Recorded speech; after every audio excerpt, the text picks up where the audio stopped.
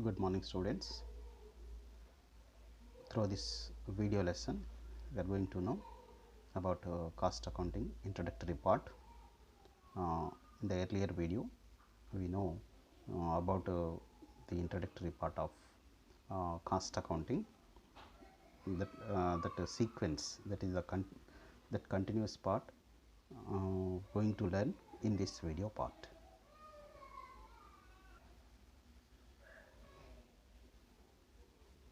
Good morning, students.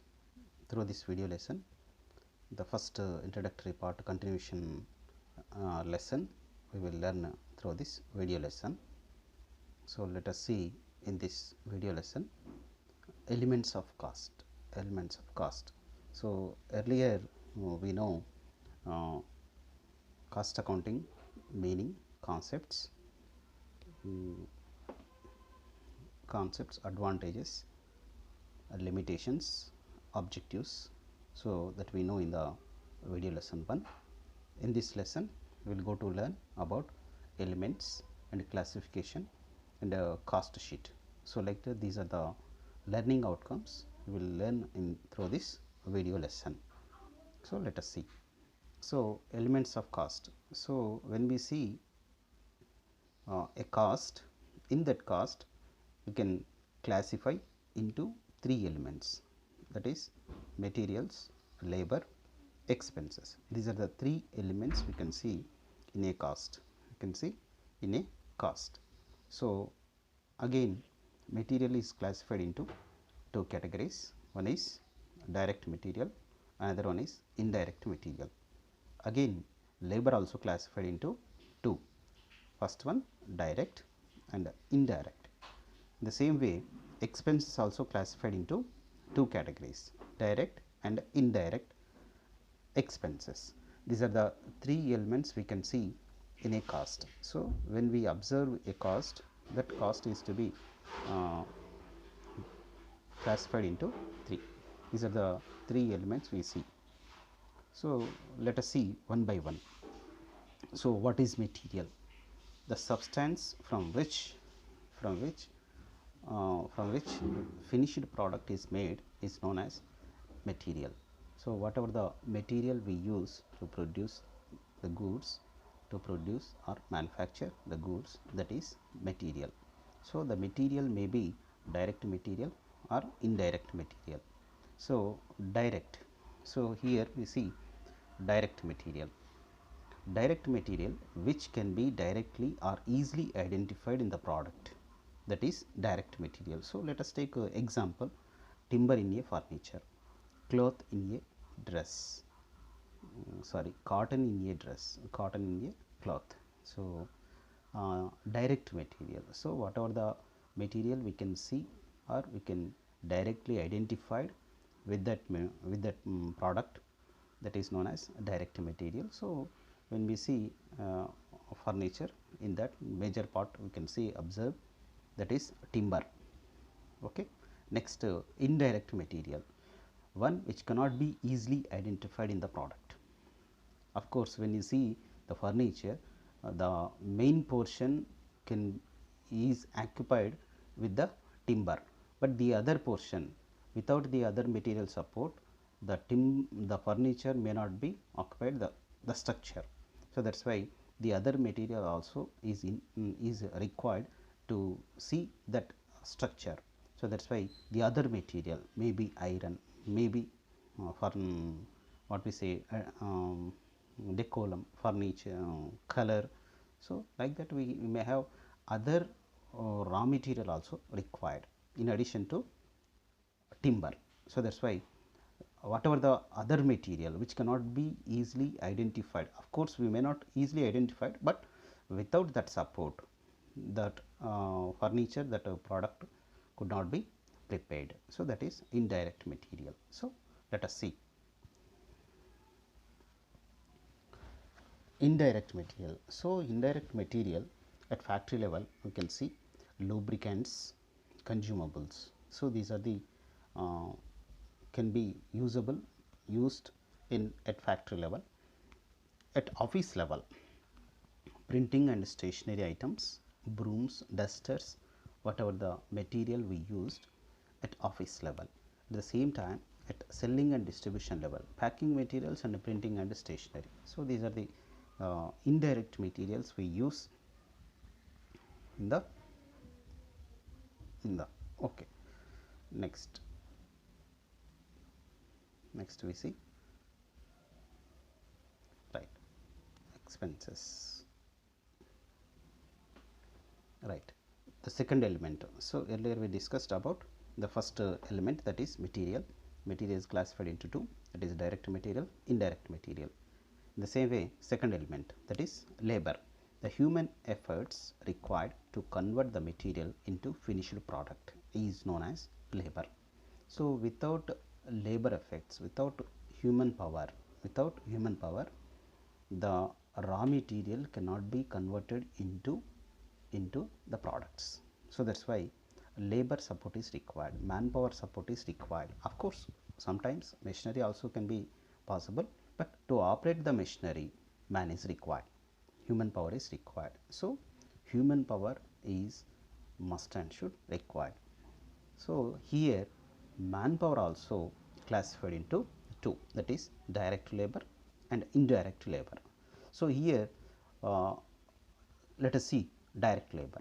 So, which can be conveniently identified and attribute only or to a particular job, product or process can be said as direct labor. So, conveniently identified or attributable to a particular job or particular product or particular process. So, that labor is known as direct labor. Here we can let us see examples. Wages paid to carpenter. So, because carpenter makes furniture, because directly, so the other person cannot manufacture, the other person may not prepare. So, that is why the carpenter, the whatever the wages we are paying to carpenter, so it can be directly attributable, it can be directly identified. So, that is why wages paid to carpenter or fees paid to tailor. So, tailor also stitches our clothes. So, that is why that is also directly identified. So, whatever the labor expenditure is there, that can be easily identified or attributable to the product or process or given thing. So, that is direct labor. So, in the second sub element, that is in this labor, indirect labor. Indirect labor is which cannot be conveniently identified or attributed wholly to a particular job, product or process. So, earlier what we discussed. So, which labor expenditure conveniently identified or attributable to a particular job. Now, here what we are saying, which cannot be conveniently attributable, which cannot be conveniently allocatable, identified, which cannot be identified. So, that is what we say indirect labor. So, here also while manufacturing products, so the direct labor is involved, the indirect labor also involved. So, whoever the indirect labor is known as indirect labor, right. So, indirect labor examples, let us see examples at factory level, foreman salary, works manager salary, gatekeeper salary. Of course, gatekeeper may not involve in the production activities, a foreman may not involve in the production activities, but he supervises, works manager also supervises. So, that is why indirect labor at factory level. Let us see at office level, accountant salary. Accountant may not involve in production activity, but he has to take salary, because he is a employee, is an employee. So, general manager salary, manager salary. So, the persons who are indirectly involved in the production activity, in the process activity, organizations activity. So, those persons are at office level. And in the same way, selling and distribution level, salesman salaries, logistic manager salary. So, like that we can see the persons who are involved indirectly in a particular job, to a particular job. So, those expenditure is recorded as indirect labor, indirect labor. Next, the third element is other expenses. Other expenses, those expenses which are not considered as material labor, material and labor. So, in a cost we can we identified three elements. One is material, labor, and other one is other expenditure. So, the third one, so whatever the expenditure is incurred for material and labor, of course sometimes the other expenditure also is there. That other expenditure is known as other expenses. The other expenses also classified into two, direct expenses and indirect expenses. So, direct expenses which can be directly allocated to a particular job or product, that is known as direct expenses. Direct expenses, excise duty, royalty, special hire charges. So, like that which can be identified or directly allocated to a particular job or process, that is direct expenses. So, the other sub element, indirect expenses, the expenses which cannot be directly allocated to a particular job, which cannot be attributable to a particular job. Of course, the expenditure is done, but which cannot be identified for a particular product, particular process. So, that is known as indirect expenses. So, here also we see the examples for other expenses, examples at factory level, at office level, at selling and distribution level. Factory rent, factory insurance and lighting, these are the examples at factory level for other expenses. You see at office level, office rent, office insurance, office lighting, these are the examples for office level. Sales and distribution level, advertising, showroom expenditure, insurance, rent, insurance. So, like that these are the other expenses examples at various levels, So, here why do we take a factory level, office level and sales and distribution levels means here factory level. So, one can say without factory, without production, there is no product. So, production units are must and should produce products.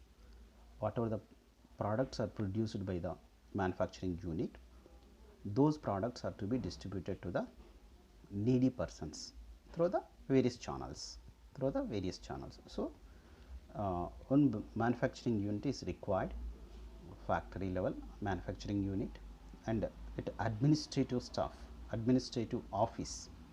So, and distribution staff also, So, that is why these are the three levels are major levels are required. So, the next topic is cost sheet. What is a cost sheet? Cost sheet is a statement. Cost sheet is a statement. In that statement, a detailed expenditure is recorded. A detailed expenditure is recorded regarding to a particular job, particular product, particular process, particular department, particular organization. So, like that we have cost information. Cost information is recorded in the cost sheet. So, the cost information we earlier just we discussed cost elements. Cost elements are three: material, labor and overheads. These are the three elements we have been studied just now.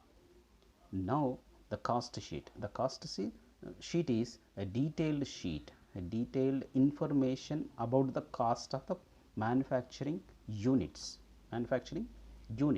So, here we observe the pro forma is here the first column.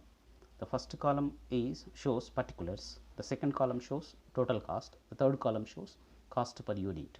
These are the three columns we can see in cost sheet. So, in first column particulars. So, let us see direct material, direct labor, direct expenses.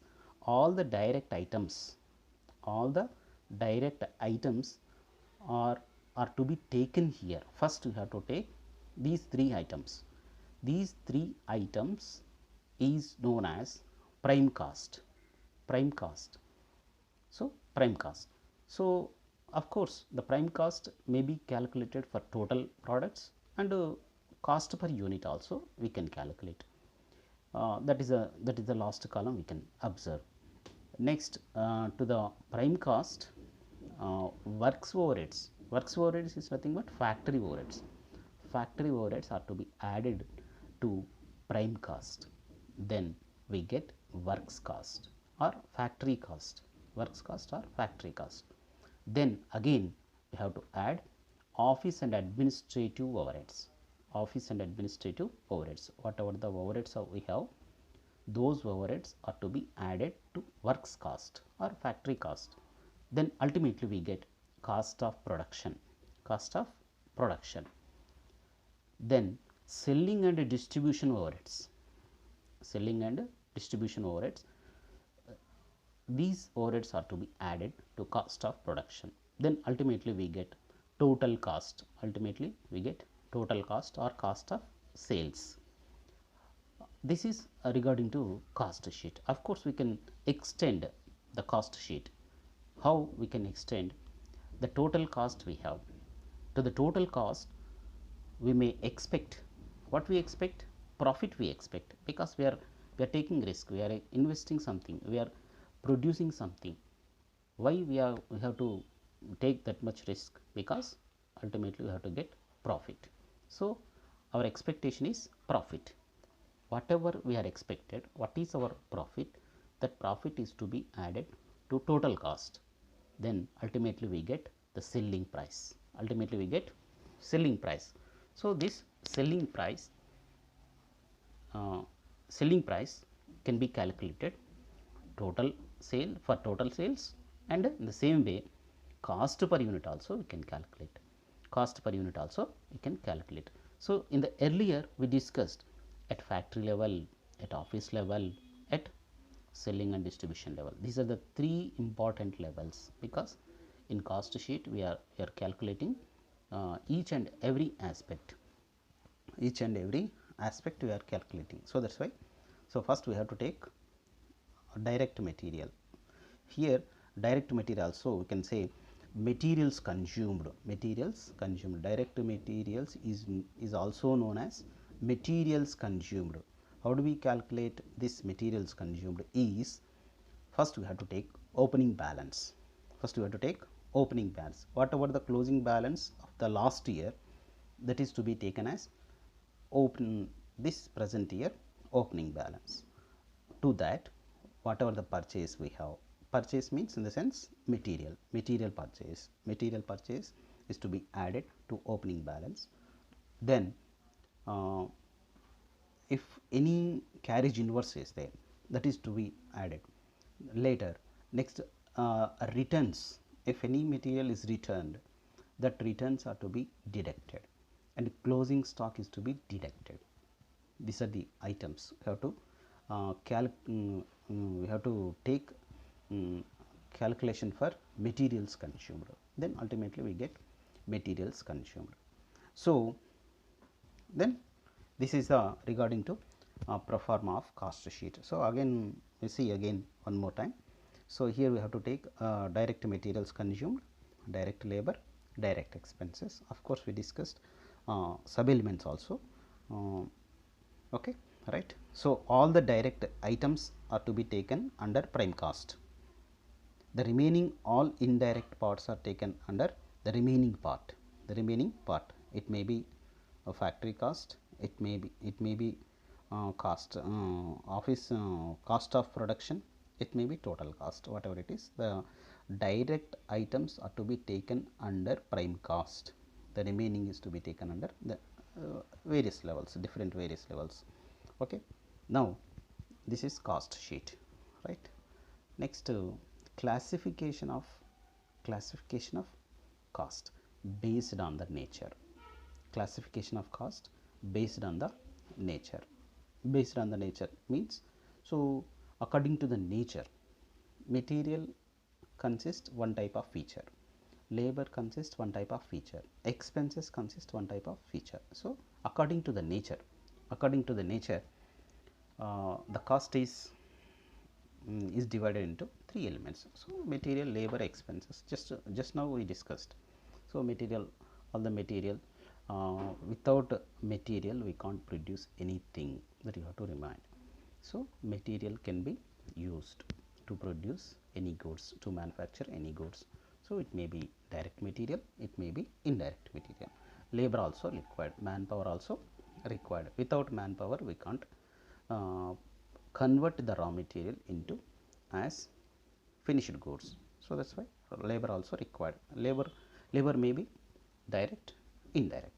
In the same way, expenses. So the other part also expenses. It may be direct, it may be indirect, based on nature. Okay, based on the functions, based on function. Here manufacturing cost, commercial cost.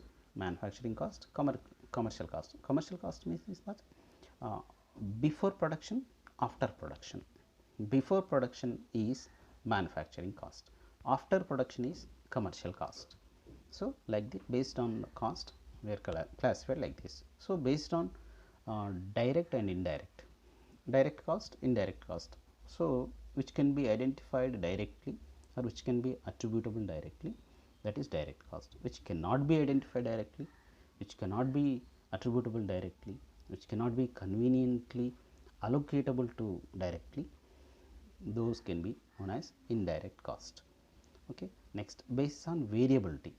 Variability means, here we can classify into three, that is fixed cost, variable cost and semi variable cost. So fixed cost is nothing but, fixed cost is to be, the name itself indicates, fixed cost is fixed forever. When time comes, the cost is to be paid if the volume of production is there or not, if the volume of production increased or not, if the volume of production is decreased or not, if there is no volume of production, but you have to pay the cost, that is fixed cost. Okay. Next, variable cost. It is purely depends upon volume of production, volume of sales, what we say, volume of sales. So earlier there is no dependency, on volume of production, volume of sales. Now here it depends on volume of sales, volume of production. So if volume of production is increased, the variable cost also increased, if volume of production is decreased, the variable cost also decreased.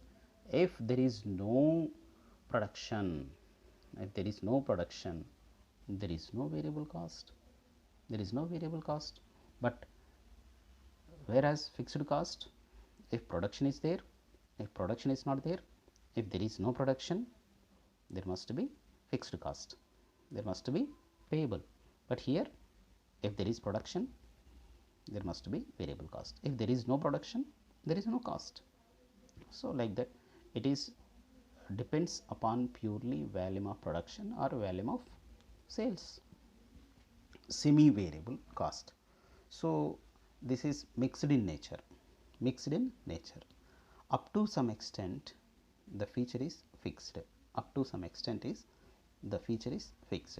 the remaining part is may be increased, may not be increased.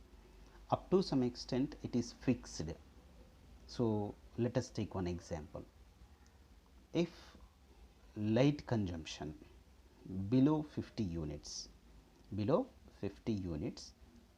have to pay the fixed rate, minimum slab rates, minimum amount is to be paid as cost. That minimum is known as fixed cost. If you consume more than 50 units, more than 50 units, so according to the slab rates you have to increase, you have to pay your increased amount. So that's why up to 50 units the nature is fixed. When the consumable units is more than 50 units, then the cost slowly increased. If it is 100 units, the cost is to be increased in the same way. So up to 50 units, up to 50 units is the cost is fixed. After that the cost is increased. So here the here there are two types, two natures we can observe.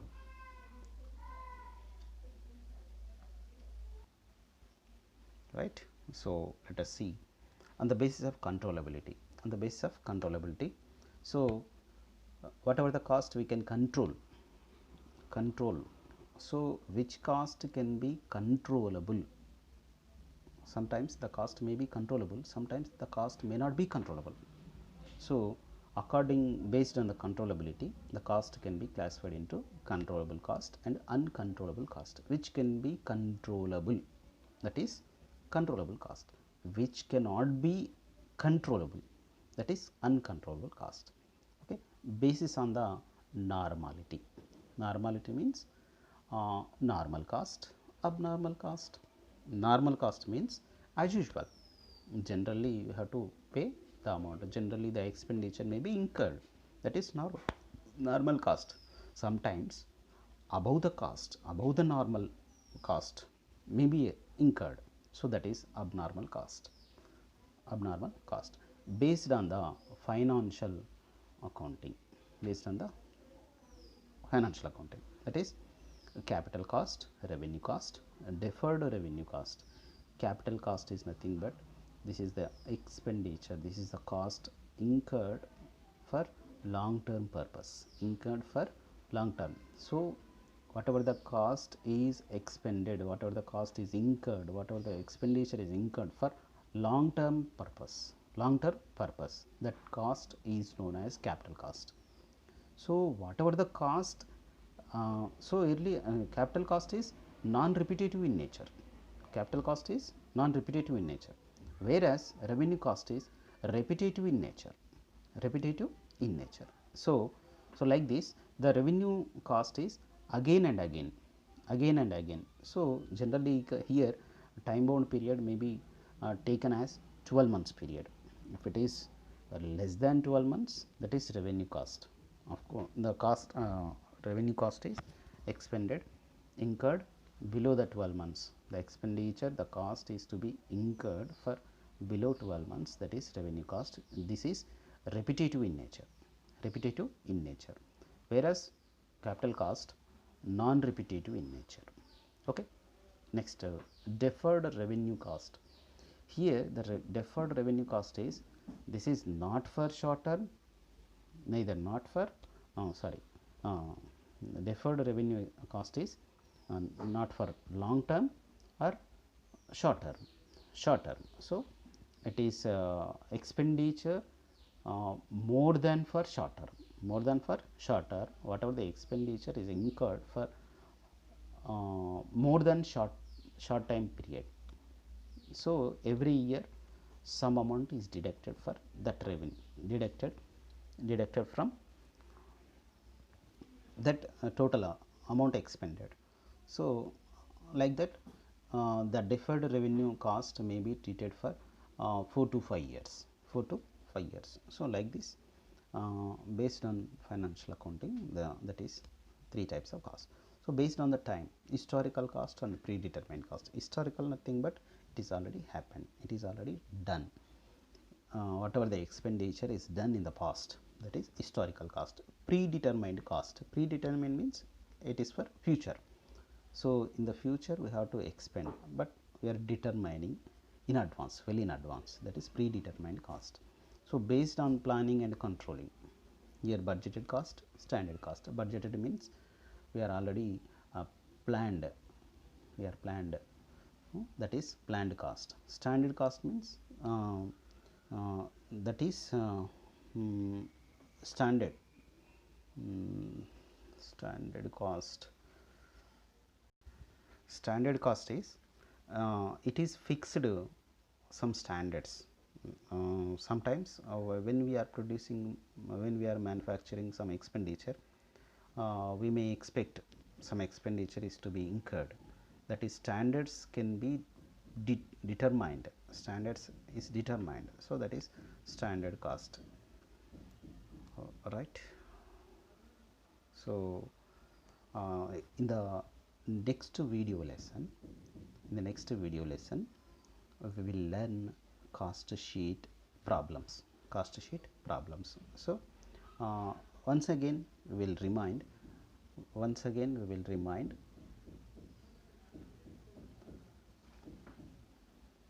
Let us see once again cost elements.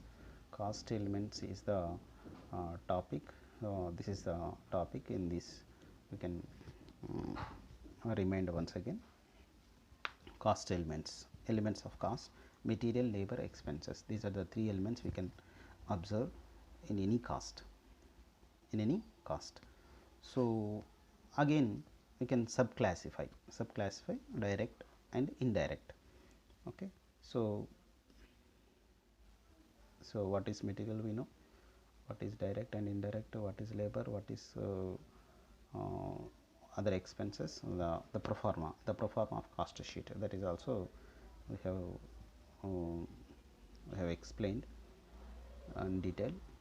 So based on classification, also we discussed. So with this video lesson is completed. Thank you, one and all.